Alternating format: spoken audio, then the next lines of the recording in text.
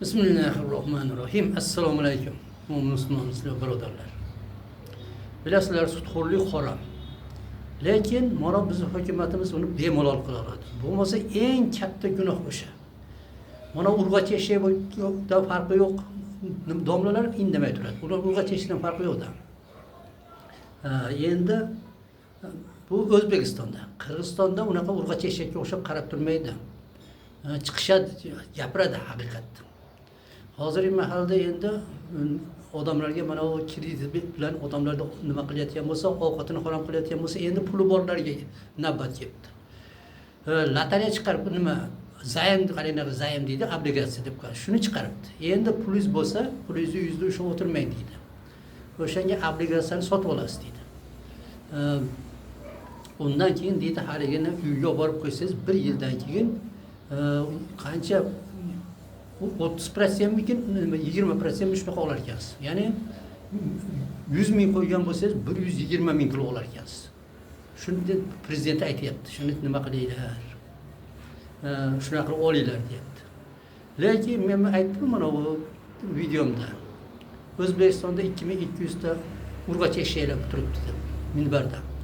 Bu yerda ko'rdilarmi? Bu yerda bizda nimada 2200 ta imom bo'lsa, Qirg'izistonda odam 5 barobar oz.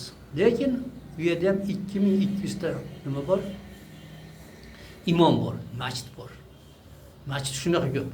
Bu O'zbekistonga kishi boshiga sanaganda 5 barobar ko'p. Bu yerda odamlar maqtanishadi, "Voy, Xudoga shukr, nimamiz ochiq, masjidlarimiz ochiq, ruxsat bor" deb. Agar bilasan, mana shu Qirg'izistonchalik bo'lganda, kishi boshiga bo'lganda, unda nimada 11 ming ta masjid nima? 11 mingta, 110 mingta masjid bo'lish kerak bo'ldi. O yo'q, 11 mingta ekan. 11 mingta bo'lar ekan. Hozir 2 mingta ekan.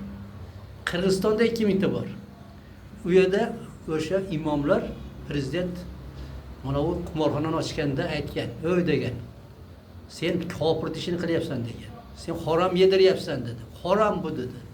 Desa prezident chiqib turib nimaga javob berdi. "Hech qanaqa harom joyi yo'q" dedi. "Cho'chqani" dedi, "shuni sotganlardan nalog olyapmiz" dedi.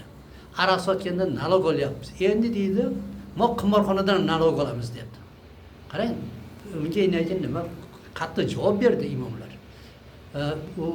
Men ana imomlar 2200 ta urg'ochi eshak deganimda faqat O'zbekistonda hisobga oluvdim. Qirg'izistonga tegishli emas u.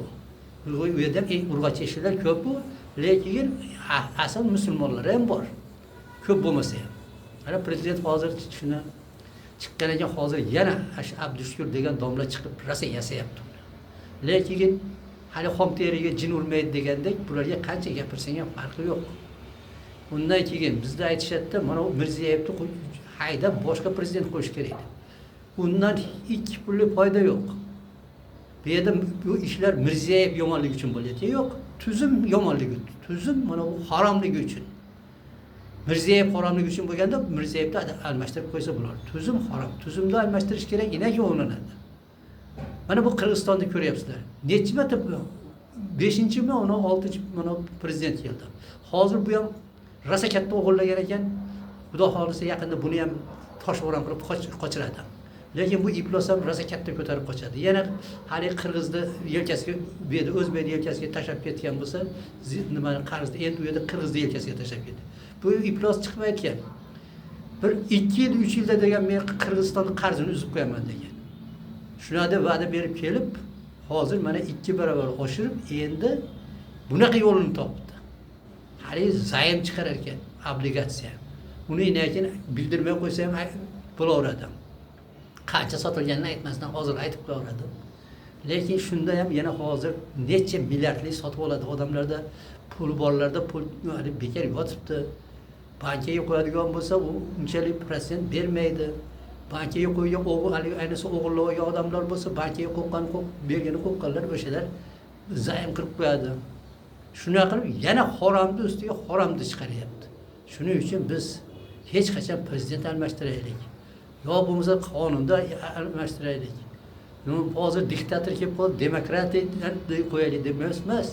Biz Alloh nozil qilgan din bilan hukm qilsakkina ana o'shanda bu natija bo'ladi. Bo'lmasa o'zinglar o'ylab ko'ringlarchi, shu najas qonun bo'lsa-yu, unda yaxshi prezident turadimi? U najas ekan deb ketib qoladi. Unga xuddi shu najas keladi va shunday davom etaveradi. Mana ikkovida juda ko'rsatib qo'ygan, ko'zingni och degan. Qara, mana Qirg'izistonda shuncha prezident almashdi. Ularda ham qarz, buni O'zbekistonda kishi boshiga sanaganda shunga yetib qoldi. U yerda ham najas mana turibdi, xalq ezilyapti. Bu yerda ham shuni o'zgartirishning bitta yo'li.